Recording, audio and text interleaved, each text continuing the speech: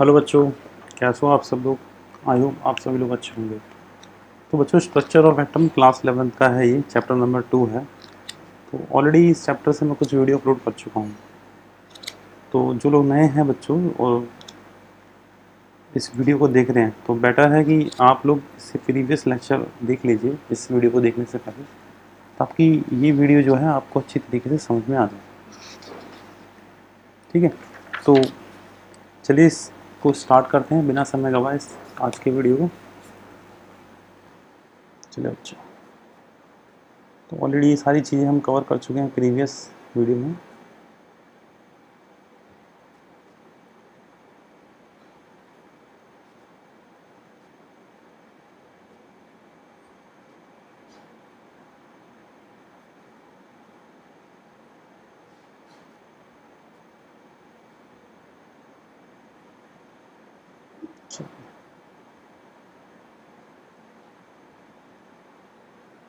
Photo effect भी हो चुका है हमारा।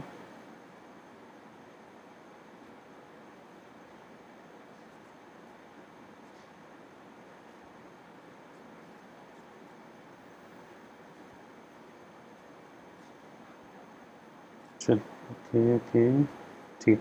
तो बच्चों, आज का जो हमारा टॉपिक है इस चैप्टर से, वो है बेटा Bohr's model for hydrogen atom. तो बोर्स मॉडल क्या था, क्या उसके पोस्टुलेट्स थे, तो हम ये सारी चीज़ डिस्कस करेंगे आज के टॉपिक में।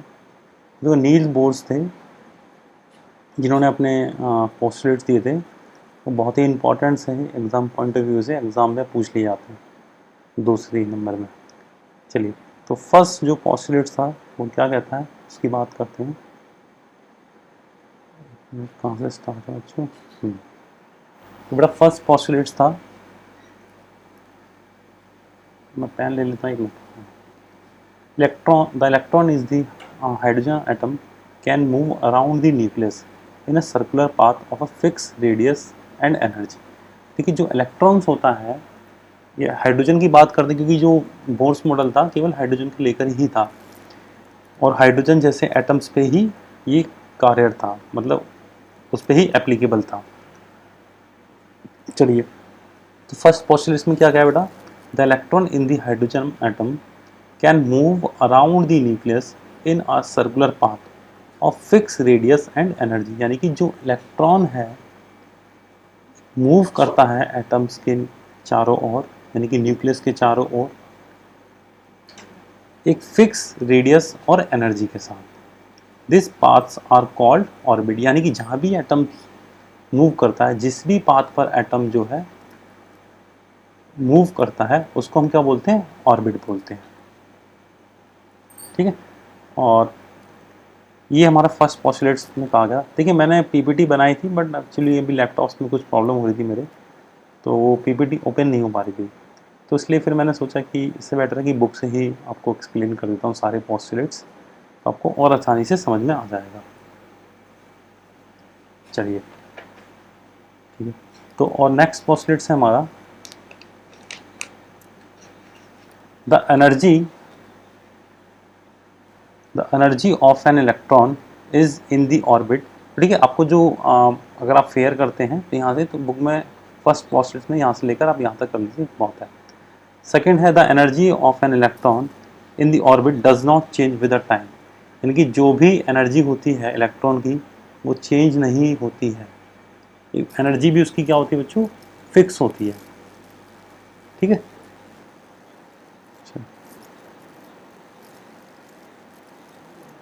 हाँ। और फिर आगे, electron will move from a lower stationary states to a higher stationary states when required amount of energy is absorbed by electron or energy is emitted when electron move from higher stationary।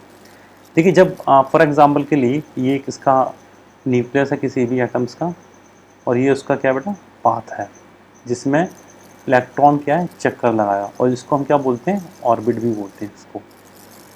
चलिए, ये बात यहाँ तक clear हो गई। अब क्या है, इलेक्ट्रॉन जो है इसमें मूव करेगा एक फिक्स रेडियस में, फिक्स एनर्जी के साथ, फिक्स वेलोसिटी के साथ। ठीक है, तो अब जब तक ये इलेक्ट्रॉन अपने हायर ऑर्बिट में नहीं जाएगा, जब तक इसको एनर्जी नहीं दी जाएगी। इसको एनर्जी देंगे तभी ये अपने हायर ऑर्बिट में जाएगा। और एक चीज़ याद रखना, जैसे जैसे इलेक्ट्रॉन न्यूक्लियस से दूर जाता जाएगा उसकी एनर्जी क्या होगी, बढ़ती जाएगी। अब बात ये समझ में आती है कि इलेक्ट्रॉन मेरा इस वाले यानी कि फर्स्ट सेल में रिवॉल्व कर रहा है, यानी कि n is equal to first shell में मेरा इलेक्ट्रॉन क्या मूव कर रहा है।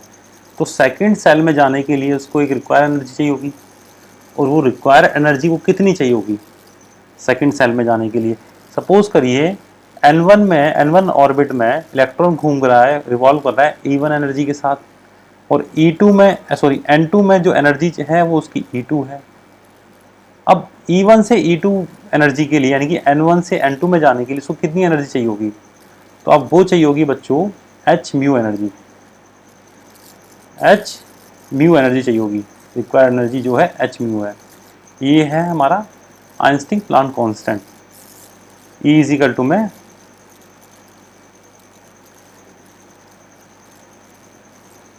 E इज इक्वल टू बच्चों एक E इज इक्वल टू में h म्यू एनर्जी होती है।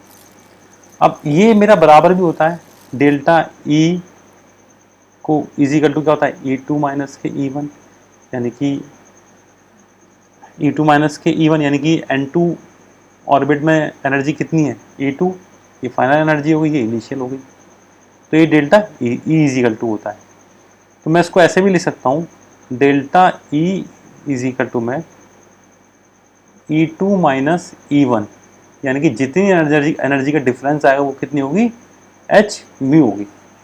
h क्या है मेरा प्लांक कांस्टेंट, और म्यू मेरी क्या है उसकी फ्रीक्वेंसी। चलिए फिर नेक्स्ट पोस्टुलेट हमारा क्या कहता है, the frequency of radiation absorb और इमिटेड। इमिटेड माने क्या होता है, मतलब उत्सर्जन होना। The frequency of radiation absorb और emitted when transactions occur between two stationary states that differ in energy by delta E। मैंने वही चीज़ आपको अभी बताई थी। तो delta E is equal to क्या होता है E2 माइनस के E1 अपॉन में h मेरा क्या है प्लांक कांस्टेंट। ठीक बच्चों, चलिए नेक्स्ट पोस्टुलेट्स क्या है, इसमें एक चीज़ और लिखी, where E1 and E2 are the energies of the lower and higher हर allowed energy state the respectively the expression is. ठीक है, चलिए नेक्स्ट पोस्टुलेट्स क्या कह रहा है इसी में ही हमारा, इसी को हम क्या बोलते हैं बोर्स फ्रीक्वेंसी रूल्स बोलते हैं। फिर देखिए जो नेक्स्ट जो आता है हमारा, the angular movement of an electron in a given stationery states can be express is equation. वो इक्वेशन क्या है हमारी, mvr इज इक्वल टू में nh अपॉन में 2 पाई। जब ये देखा गया कि जो इलेक्ट्रॉन का मास है और वेलोसिटी और रेडियस, जब इन तीनों का मल्टीप्लाई करा जाता है, इलेक्ट्रॉन के मास वेलोसिटी और रेडियस का मल्टीप्लाई करा जाता है, तो हमें जो वो वैल्यू किसके बराबर मिलती है nh अपॉन में 2 पाई के। n मेरा क्या नंबर ऑफ ऑर्बिट, किस ऑर्बिट में इलेक्ट्रॉन मूव कर रहा है, h मेरा क्या प्लांक कांस्टेंट, बाई की वैल्यू आप सब जानते हो। यानी कि जो मास वेलोसिटी और रेडियस का जो मल्टीपल आया था वो क्या निकल के आया था nh अपॉन में 2 पाई के बराबर।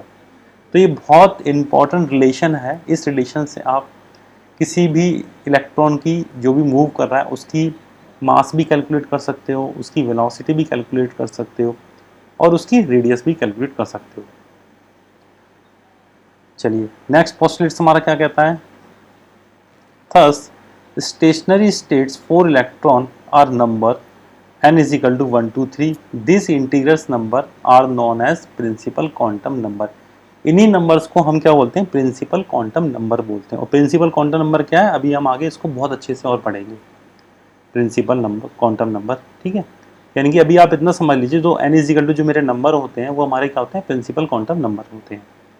चलिए नेक्स्ट टॉपिक है, next postulates B, the radii of the stationary states are express, यानी कि रेडाई से मतलब रेडियस से है, r n is equal to में एन स्क्वायर ए नोट।